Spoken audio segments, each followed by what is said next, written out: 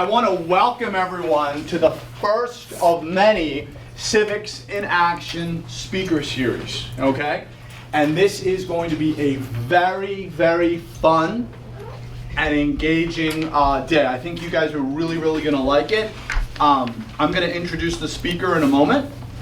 And once we introduce the speaker is Mr. Andrew Maylor, okay? And he was our town manager up until last spring, and he is now in a new position in the state of Massachusetts, which is the state comptroller, which he's going to tell you a little bit about. I'm just going to briefly share a little bit about him, just a little background, and then I'm going to introduce a few other people in the room, and then we're going to get the program started. So if you get this sheet, there's a schedule on one side, and the lesson plan is on the other side, okay? So, more than 25 years ago, Andrew was encouraged to leave a successful private sector career to take a position in municipal government. Since that time, Andrew has served in a number of important senior management positions in local, regional, and now state government. In 2001, Andrew was selected from a pool of more than 60 candidates to be the town manager for the town of North Andover. He had previously served for a decade as the first town administrator in the town of Swampscott, Massachusetts. Andrew was North Andover town manager during the gas crisis last fall, and through those efforts was recognized by Massachusetts Governor Charlie Baker to be the state comptroller. The office of the comptroller is a uniquely independent and apolitical overseer of more than $60 billion in governmental and other funding sources annually. In addition, the comptroller oversees the Commonwealth's expenditure and payroll management and major audit functions promoting security, transparency, accountability, and service delivery across all branches of state government. So before we have Mr. Maylor come in and do a little icebreaker with us, we have North Andover Cam is here filming. I know that some of you are very, very interested in being part of this. The goal is who raised their hand because they were interested in filming or being interviewed. A few of you filled things out. I'm going to connect you with Susan in the next couple of weeks. All right. And I think you obviously all know Mr. Gonsalve, who's here to check out the program. And from Harvard, from the Democratic Knowledge Project, I'd like another special guest to introduce herself, and we will welcome her to the class as well. Hi, I'm Katie Giles. I'm with the Democratic Knowledge Project at Harvard, and that's the group of folks who have been creating this curriculum with Mr. McGravy and teachers across the state. So they're professors and graduate students who've been working to identify the videos and the newspaper articles and all the readings that are in the curriculum. And we're really interested in just seeing how things are playing out in Mr. McGravy's class, how you all are thinking about being civic agents yourself. Okay, so ladies and gentlemen, what we are going to do for an icebreaker, first of all, could we give Mr. Maylor a nice warm AP Civics welcome? So what I'm going to do is I thought a really cool idea for an icebreaker, and we did this for Ms. Rodriguez, who is the town manager now. She came and spoke to the first 3 classes. It was filmed. You will be seeing it. You're going to love it. And then Mr. Maylor's talk is going to be seen by the other 3 classes, so everyone will experience it, okay? So if you look at these questions, they're called icebreaker. They're labeled A through F. And I thought it would be really, really cool if one of you asked Mr. Maylor this question. So who would like to ask question A? Sir, please address Mr. Maylor and ask the question. What's your favorite subject in 8th grade? My favorite subject in 8th grade was history, believe it or not. History. All right. Who would like to ask letter B? Yes. Least favorite subject in 8th grade? Oh, English. Oh, English was painful. Probably was painful until I had to start to write every day and realize that in order to succeed from a career perspective, writing was important, and in order to write, you need to understand the English language. So I didn't learn that lesson right away. It probably took me a few years after college to realize it, but it was painful in 8th grade for me. All right. Who would like to read letter C, leaving academics? Yes. What was your first concert? My first concert, Pink Floyd. I'm sure everybody here has been to a Pink Floyd concert. Wow, that's a good one. That's Pink Floyd. Ms. Rodriguez was New Kids on the Block, so I like yours yes. a little better. I'm showing my Who would age, like I think. to ask letter D? I think this is a cool one. Yes? What's your favorite restaurant? My favorite restaurant, boy, that's a really challenging question. There's a place called Petrillo's, which happens to be in Peabody, Massachusetts. I love Italian food. So my weakness is Italian food. So I would say Petrillo's, which is in Peabody Center, Peabody, Mass. Cool. Would you like to ask letter E? Yes, please. What was the coolest place that you went on vacation? Coolest place. Well, we happen to be a family. My wife and I have 3 daughters, adult-age daughters, and we only really vacation in one spot, and it's the happiest spot on earth. Any guesses? Disney World. Like 3 and 4 times a year, to a point that, and I had never gone to Disney before I met my wife. There's no questionnaire, by the way, as you proceed down the path of deciding who your spouse or significant other is going to be. That wasn't, otherwise that probably would have been in the list. What are your favorite vacations? But my wife was and is a Disney fanatic, and my kids, even though adult age, are Disney fanatics as well. And I have I've been converted to a Disney fanatic, so we now spend 2 or 3 vacations a year down in Wow, Orlando. that's an interesting fact. Yes. Who would like to ask letter F, which you know Mr. McGravy wrote this one, all right? Yes, my friend. Civics is important and should be taught in schools because You know, everything begins in your local community, is my opinion. For someone who started a career in a different sector, in the private sector, for me, everything was about the community I grew up in. Not just friends, but what happened in that community, whether it was a good place to live. And so for me, civics is about connecting back to the community. As I get phone calls, I apologize. We'll go this way with that one. I apologize for that. Sometimes civics in my world gets in the way with telephone calls. So for me, it's about local community. It's connecting with communities, connecting with friends and family and relatives and what's going on in the community. So civics to me has its roots in the local community. And if you're tied to your local community, it makes a community better. And we'll talk a little bit about that in the context of what happened here about a year ago. It was the fact that this community had deep roots and the people who lived here were invested in the community that made a difference. And I think civics has its roots in those community ties. So that's why it's important. So I think you all know what's coming next. I think it's very important. Obviously, Mr. Maylor and Ms. Rodriguez are very, very busy. But I think it's really important for us as a group to articulate to them these 10 questions. Obviously, someone who's working on this project with me, whether you know it or not, is Mr. Gonzalez. So obviously, when I presented the 10 questions to him, like a student, he wanted to know more. He had questions. I tried to help him in the best way that I could, and if I couldn't help him, the Democratic Knowledge Project was a resource that I could use as well.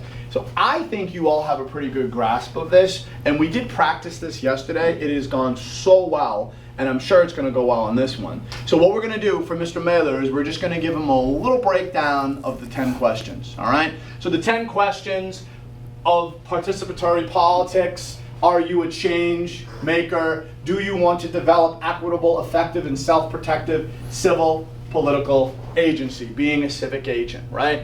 And I gave you all, in my opinion, a global, awesome example of civics action, and I gave you one related to me that probably wasn't as great, okay? So what was the one I gave you internationally that we all agreed was a pretty good way to apply these 10 questions? Who were we talking about? And some of you already knew about her way before I brought her up. Greta Thunberg. Tell us a little bit about what she's doing. She's from Scandinavia, and what she's doing is she's trying to make climate change from actually be effective, so then we can live on this earth longer for generations to come.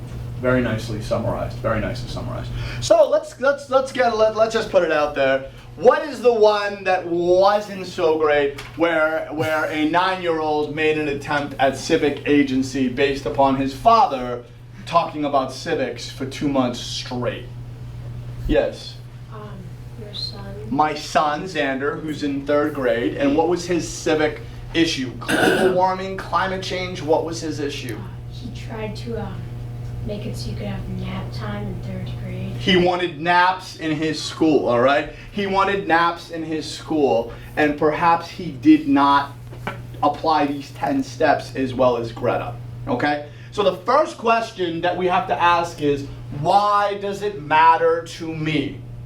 So could someone tell me, what does that mean? You have to articulate why it matters to me. What does that mean? Thank you. It means like why you care about the issue and Why you care. Does anyone remember what, I think Xander had a pretty good answer for this. So he started off strong, his execution wasn't so great. What was his answer? Why did he think all kids should have a 20-minute nap in a daily school session? So, yes. Because he's like tired and stressed. Tired and stressed and pressured. Tired and stressed and pressured, okay? So the next part is, how much should I share? So when him and I had a post-conversation about this, we said to him, are you ready to be the face or the poster child of napping in the Melrose Public Schools? He said, yeah, all right? But what does that mean? What does that mean, how much should I share? What does that mean? Do you want to be the poster child for your civic issue? What does that mean? And this one is very scary for some of us. Not for my son, unfortunately, but for other people. Yes? It's are you willing to put yourself out there? Are you willing to put yourself out there, right? And these questions deal with that. So the next question is, how do I make it more than myself? How do I turn I into we? So what does that mean? You have an issue, you think it's important to you. How do you take it to the next step and get other people involved? Yes, sir. Instead of saying I want nap time, you should say we want nap time. And so who does he have to reach out to, my friend? To his friends and other Friends in other classes, friends in other schools, and reaching out, yeah? Where do we start? This is where it all went wrong for poor Mr. Xander, all right? Do you start off low with research and articles, or do you go straight to the top, to the moon? What do you think you should do?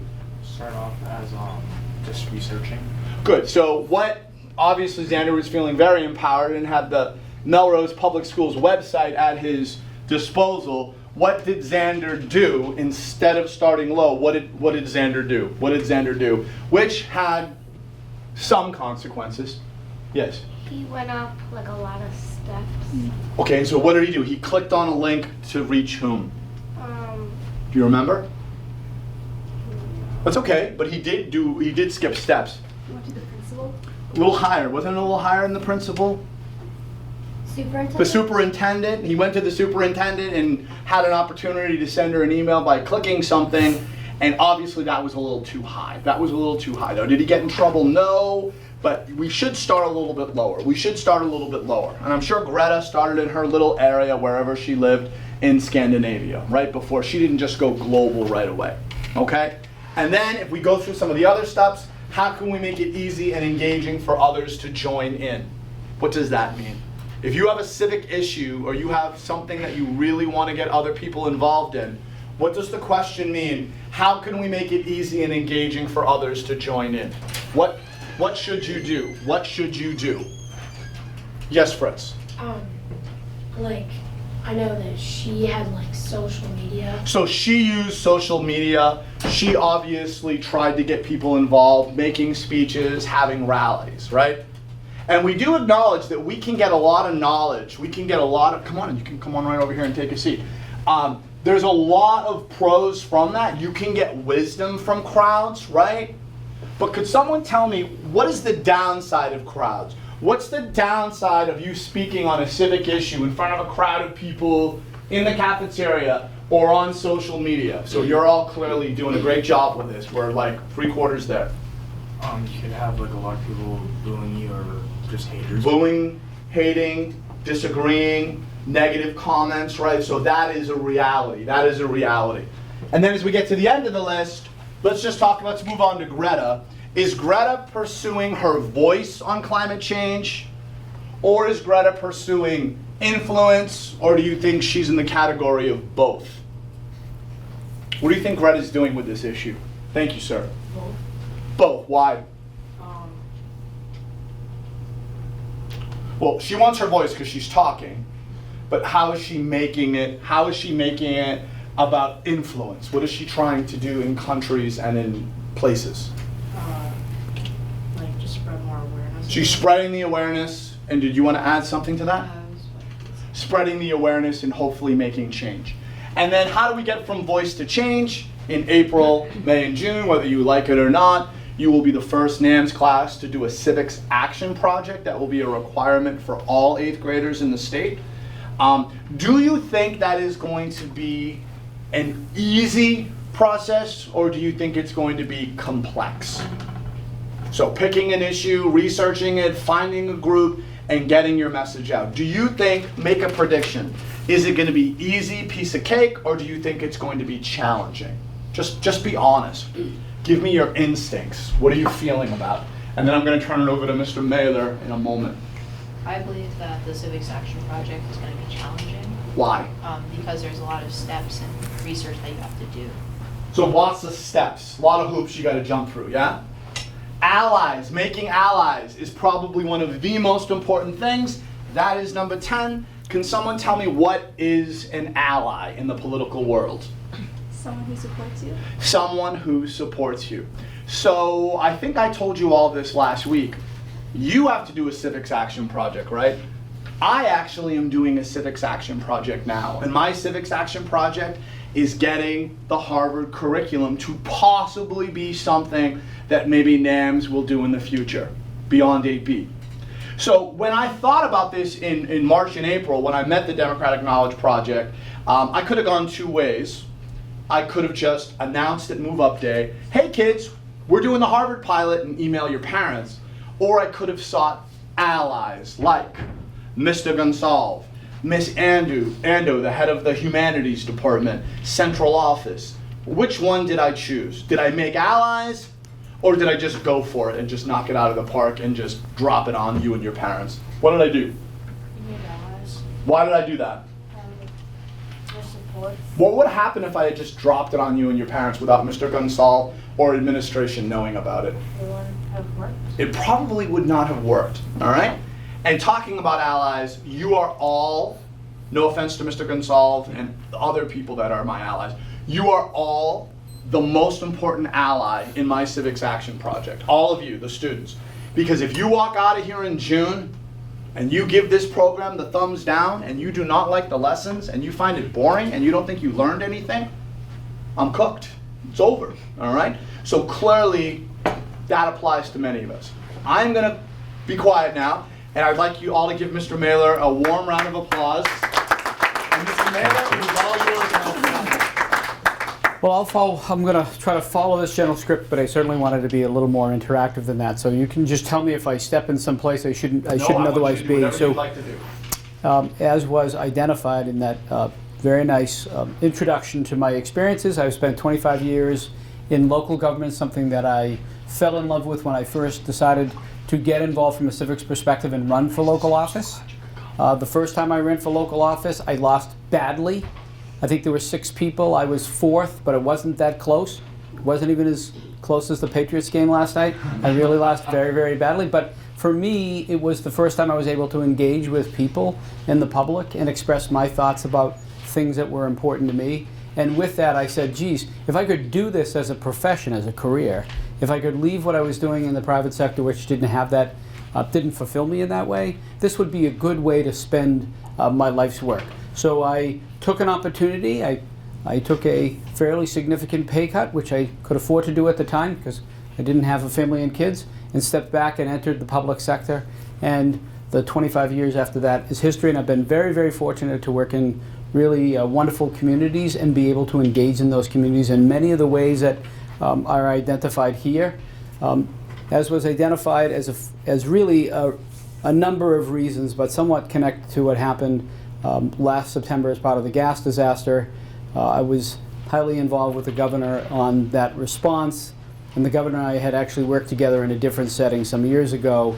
I was asked by him to take on the responsibility of being the comptroller of the Commonwealth of Massachusetts. I, like you, because you probably, anybody know what the comptroller does? Yes? You run all of the first responder emergency services? No. I did that more when I was town manager, but that's okay. It's a good try. Do you during a crisis, do you take control and you make the decisions? So, I went from, so in the public space, in the town manager space, I was responsible for the day-to-day services in this community, which included the public safety. On the comptroller side, and by the way, it doesn't matter, you guys don't know, here's why. Because when the governor called me and said, will you be the comptroller? I said, I have no idea what that is. So I was exactly in the space you're in today. So he sent me off to do some homework to try to figure out what that would mean, and here's what I learned before deciding to take the position. Someone has to be responsible in state government of making sure the spending, all the dollars spent by state government, are done consistent with what the expectation of you and your families is. Making sure that what the legislature said they were spending money on and what taxpayer money is spent on is done for the right thing. So it could be everything like social services for people in affordable housing. It could be economic development initiatives. It could be the state police, the MBTA, any agency within state government. Someone is responsible for reviewing the dollars that are spent in state government and make sure that it's done correctly and properly. And then, by the way, we happen to have 95,000 employees for the Commonwealth of Massachusetts. So to give you any perspective, the town of North Andover has, with school teachers, 600 or 700 employees. Commonwealth of Massachusetts has 95,000 people we pay. So I'm responsible for making sure all those folks get paid and get paid properly and show up to work and do those things. So that's what the comptroller does. I would say that to a certain extent, one of the dramatic changes for me is I've gone from a place where I could touch the people I interacted with. I often went to schools and talked to students like yourself while here in North Andover, communicated regularly with teachers and the superintendent. Now I'm in a space that I have less direct interaction with folks, and I'm still sort of navigating that to try to figure out if that's not right for me. I think that would be unfair, but it's a change for me after spending 25 years having direct interaction. But I still can have influence in that way. It's important that we make sure that the way we do things in government is transparent and accountable and clear, and that's the core function of what my agency does. So that's a sense of what I do at the comptroller's office. Again, the numbers are big. I think the first time I saw the numbers, I thought the decimal points were wrong. I, on a weekly basis, authorize somewhere between $1 billion and $4 billion worth of spending. First time I saw one of those, I said, you sure it's $1 billion? You sure it's not $1 million? So you have to get used to the context of those things, but overall it's been a very positive experience, and I'm fortunate to be in that space. For me, interestingly enough, this list is important. As I read the list and I watched the videos, it was very interesting for me. Because one of the more important questions in my life, professionally and personally, is why. I think the most important thing we can ask ourselves as students, as people who work in a particular community, as people learning this lesson, is why. We often, even as adults, we're always focused on how and what. What are we doing and how are we doing it? And we don't often stop long enough to ask why. Why is it that we do something the way we're doing it? Should we be doing it this way? And so I really appreciated that the very first question on this list leads with the most important question to you as you engage in whatever project you choose or any direction you decide in life in terms of what's important to you. Why? Why do you care about it? Why are you invested in that way? Why is it that you want to make a difference? And by the way, it can be different for everybody. So I had the benefit of being downtown during the climate change rally recently. So I worked downtown Boston, and the climate change rally was there. And it was a very big crowd, which was great. And it was a really great turnout. And it started to have me ask the question myself, and of some of the people I saw. I actually asked a couple of the people that I passed in the street, because they were all over the place, quite frankly. They had, after the rally, they were all over downtown Boston. And I said, so why are you doing this? What is it that's important to you? And I got an interesting set of answers. Some of them were very thoughtful and meaningful. They went to, making sure that we're protecting the world as we know it for the future. And in some cases, the why was less substantial. And I'm not criticizing those folks, but it showed me the difference as we make it through this sort of pathway of 10 questions. And we talk about getting people, forming allies, and deciding what path we're going to take. It's impossible to get people to support what you want if you yourself cannot explain why you're doing it. It's not enough to look on the internet and say, this is an important topic. Climate change, using that as the most prominent example today, or certainly in the media, is something that was brought up may not be that rallying point for you. That doesn't make you less of a person. It doesn't make you unimportant. It doesn't make what you think less vital. Because if it just isn't what moves you, and I'm not suggesting it should or shouldn't, then you can't get through the rest of those steps. If you can't answer why for whatever is important to you, you can't get to how. How? Well, if I don't know why, how am I going to get to how? And we're certainly not going to get to the point in which we form allies, because allies, in my experience, are people who support you because they believe you believe in whatever the topic is, right?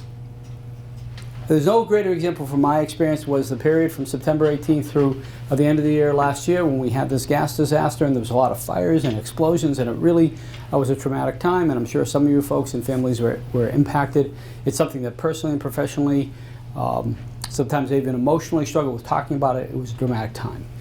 But in the end, the connection was that that topic, what happened in that case, impacted everybody in this community, either directly or indirectly. And as a function of that, it wasn't difficult to get people together to agree to do things. It wasn't difficult because I find that human beings want to support each other. They want to be there for one another, right? They want to be part of something greater than themselves. I really believe that. If you can figure out what that is. And in this particular case and in this community, the fact that there were tens of thousands of people without gas, hundreds of families living in trailers or living in hotels, it was not difficult for people to recognize that that was a common situation we found ourselves in, and therefore everybody rallied around those people. Whether it was fundraising or finding better housing or people just doing wellness checks, knocking on people's doors, it was all about, in that case, the why. Everybody understood why they were doing it. They were helping neighbors. So from my perspective and my personal experiences, always start with why, figure out what's important to you, and then move from there through the balance of this. Let me also say that we have, my experience professionally and personally is that sometimes we create an assumption of how a person's going to feel based upon one interaction and believe we need to treat them the same through every other relationship we have with them. Do not personalize your interaction with people from one event to the next. You say, what is he talking about? Let me tell you, it happens all the time. You interact with something in a business setting. I interact with this particular, let's say union. I'm dealing with a union. And as a function of that, on one particular topic, we don't agree. And it gets a little adversarial, right? That doesn't mean on the next topic it's going to be adversarial. I bump into a lot of people through 25 years of experience that when they interact with someone that they didn't like the first time, they just assume they're not going to be an ally the next time. How do you know, right? So don't personalize your relationship with people. That doesn't make any sense, does it? Don't personalize in a negative way your relationship with people as it relates to one topic based upon what may be the relationship on a different topic. Like everything is a fresh day and a new day. Don't let things sit there and, if there are people in whatever issue you pick as part of civics, you decide the next time you get an issue important to you and you're trying to go through this and you're trying to gather allies and some people just don't want to be an ally on that particular topic. Do you think all of you guys are going to agree on the topics you pick for these exercises? You think all of you are going to be allies for each other? Probably not realistically, right? If nothing else, out of time, right? You just can't be. So you got to take it personally, so the next time something is important, you don't go to them. Go to them again. You never know in any particular project or initiative or interaction where a person who is not an ally one time isn't going to be an ally the next time. Ally doesn't mean, not being an ally doesn't mean an adversary, right? We need to move on a little faster sometimes. As people, we personalize things to a certain extent that I wish we didn't spend as much time personalizing. That doesn't mean be a victim. It just means move on faster. I think it's helpful. So I have a question for you guys. Would you rather be able to run 100 miles an hour or fly 10 miles an hour? Yes. Either one. We'll take one each. We'll take 5. Would you rather be able to run 100 miles an hour or fly 10 miles an hour? Fly 10 miles an hour. Anybody else in the fly 10 miles an hour path? Run 100 miles an hour? get us to school quicker if we're running a little late. I guess both would. Okay. Would you rather have heat this winter or social media? Which group is this? Yes. Me? Sure. Heat. Heat. Good plan. Yes. Social media. Carol. I don't like the heat. I don't like the heat. That's a good recovery. Very nice. How many would prefer social media to heat? Social media. It's an honest answer. It's okay. You can always listen. Hey, this goes to what's on this list, right? How do we share? You have an opinion on something? It's okay. I'm okay. There's no right or wrong answer to these questions, right? You want to share? Let us know how you feel. It's okay, right? And so heat sounds like it's sort of leading in that. Would you rather live, if you had a choice between living in the ocean or living on the moon? We'll go back there. Yes. Ocean. Ocean. Any moons? You're a moon? He's a moon. Okay, it's all right. It's good. The moon has become less popular as time has gone on. The moon was a big thing in my generation, but I guess it's become less of an issue. So I say that because we have different perspectives on things, right? There's not a wrong perspective. And I think as you get into these issues again, which are important to you, these topics don't mean right or wrong. They mean what's important to you. I do think the dialogue, as I engage at a higher level of government, gets, again, personal. That there's a position that you're either with me or against me. I don't draw those lines in life generally. I try to say, this is my cause, and I'm all in, right? I believe in a play-to-win strategy. That doesn't mean being win. It doesn't mean being mean. It doesn't mean being cruel. But you want to be successful in whatever you advocate for, right? Play to win.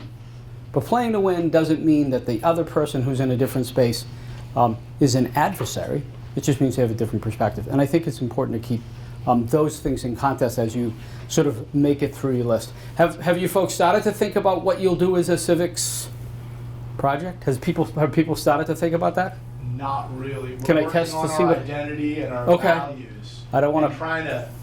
I think some people have inklings. Okay. It's pretty obvious. I know, but I think most people, it's not really on their radar yet. Got it. Okay, I won't push that envelope on what But maybe someone might. Does anyone wants to share? think that maybe there's something in their brain of a topic or an issue that they might be concerned about? Go for it. I think that it's kind of like a local thing. I think that our school should have like a flyer, like sort of a school paper, because I feel like a lot of the kids in our school don't really know too much about what's going on around town. And I feel like if we had people writing, it would help people with their English skills and just what's Yeah. happening. I think that's a great idea. I think there's a lot that could be done in that space, and I think you'd find a lot of allies.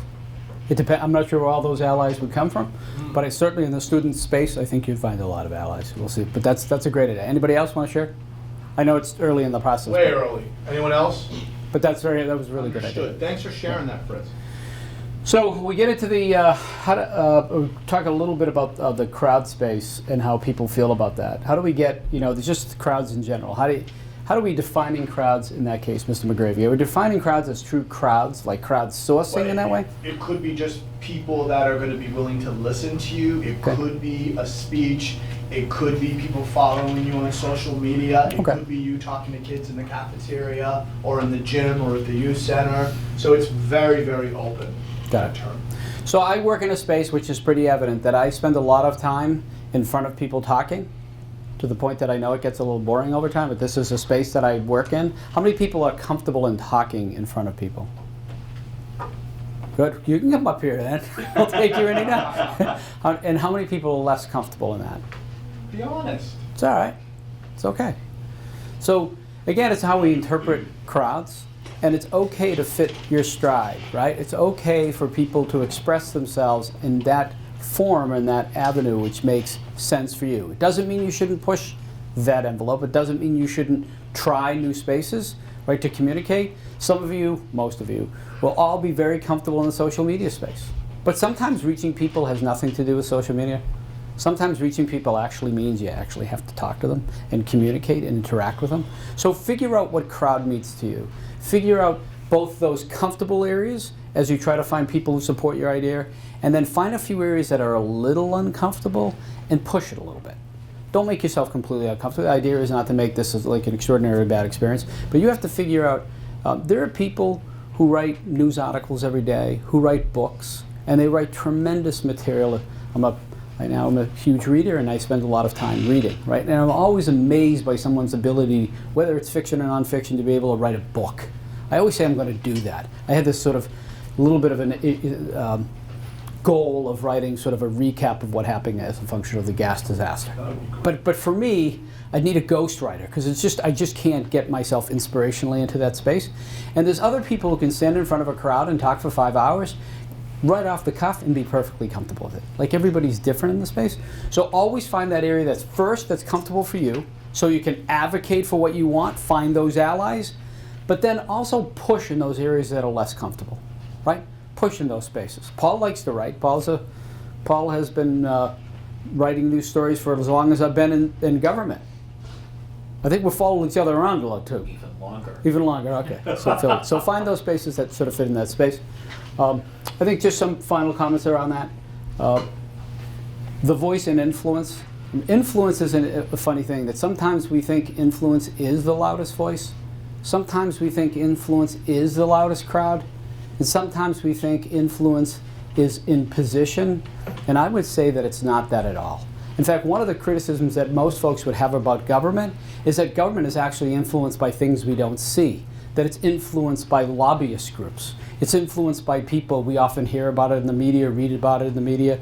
And the reality is that government is influenced so many times by areas that we don't directly see. So figure out what voice means. What does your voice mean? What does it mean to make a difference? And figure out, actually create a strategy for convincing people about whatever your idea is. And that strategy may not be the brightest poster or 100 people in the room. It could be something different. Look at the example that was provided this morning. Pretty simple, but a really large forum, right? So figure out what avenue makes sense to present your voice, because it's not all the same. The biggest rally doesn't necessarily bring about the biggest change. It may, but the biggest rally doesn't always do that. Sometimes it's more subtle, because there are other people in the universe you're trying to reach that are not at those rallies, right? You're trying to influence those folks as well. So find the best way to impact the broadest group of people.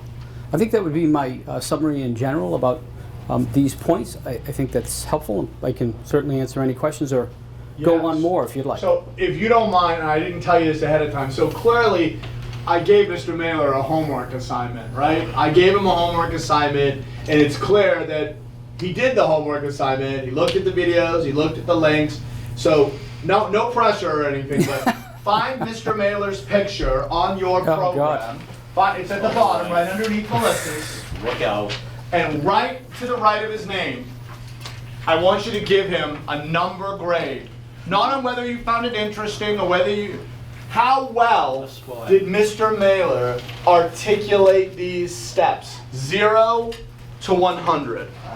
And then we're going to get an average for Mr. Maylor. No pressure. He's going to be anonymous. Jot down a score. Okay, jot down a score. How well did he articulate the 10 questions? Giving examples. Do you understand it more?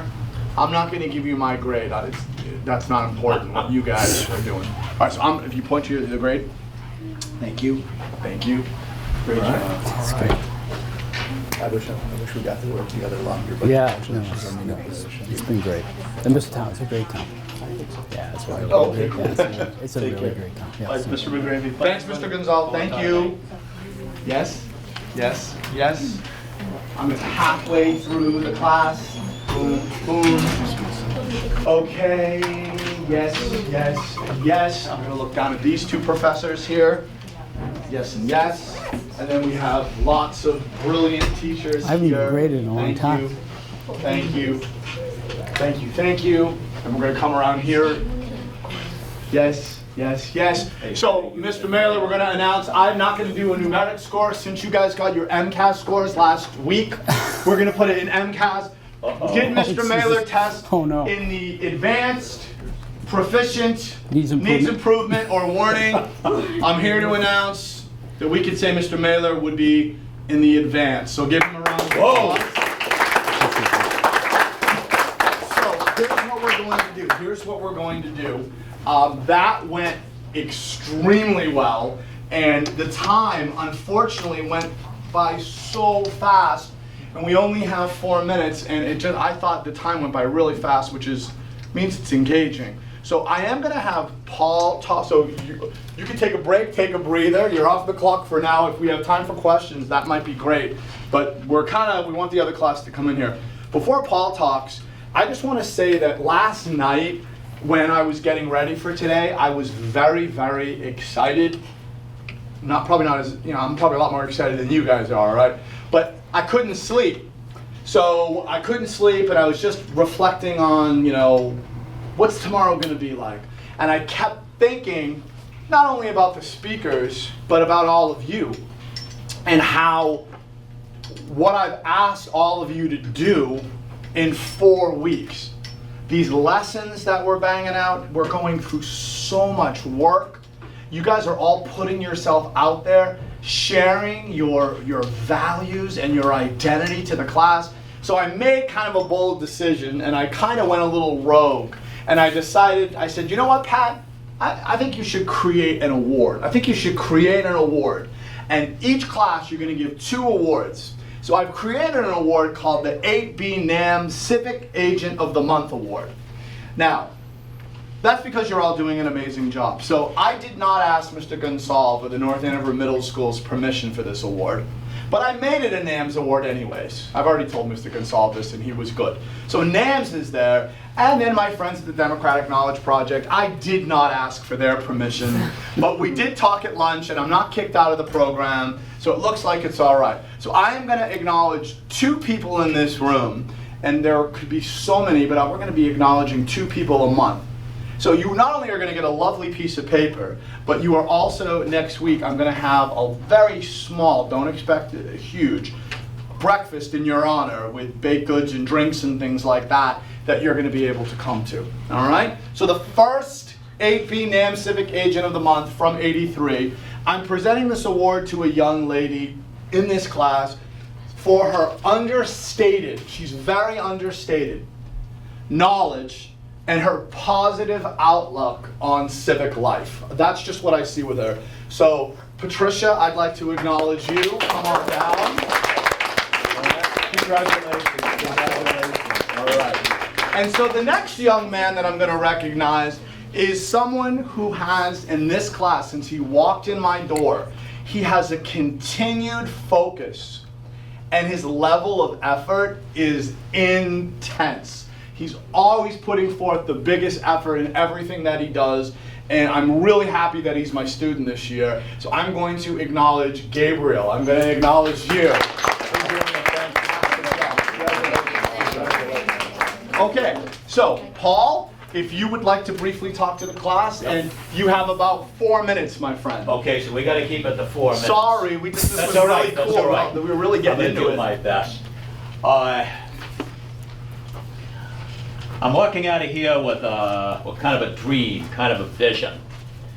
And my hope is that all of you and the other students in this program are going to be inspired to become very active, and what's the term, guys? Civic agents, right? Involved in your community, voting, the whole bit. Another thought that I would like to leave you with is I also hope that, again, all of you are going to be very effective civic agents. You vote all the time, every election, town, state, national, you vote. Typically, in a town election here in North Andover, if we get probably a 20% turnout, we think that's a great turnout. Ladies and gentlemen, that is not a good turnout. That is not acceptable. I'm hoping that you folks and it won't be too long before you're eligible to vote. I am hopeful that you folks are going to do not just better, but much better. This is my parting shot. I hope that at least some of you will think about getting involved in government, local, state, or federal. Either running for office, or becoming a town manager or city manager, and working to make your surroundings better. How much time have I got now, boss? 30 seconds, my I've friends. got 30 My seconds. friends. I'm going to leave you with a greeting that I am borrowing from Mr. Maylor. Mr. Maylor will often tell people, keep up the good work. And Mr. Maylor, I have adopted that. Keep up the good work. So guys, keep up the great learning. Thank you very much. All right.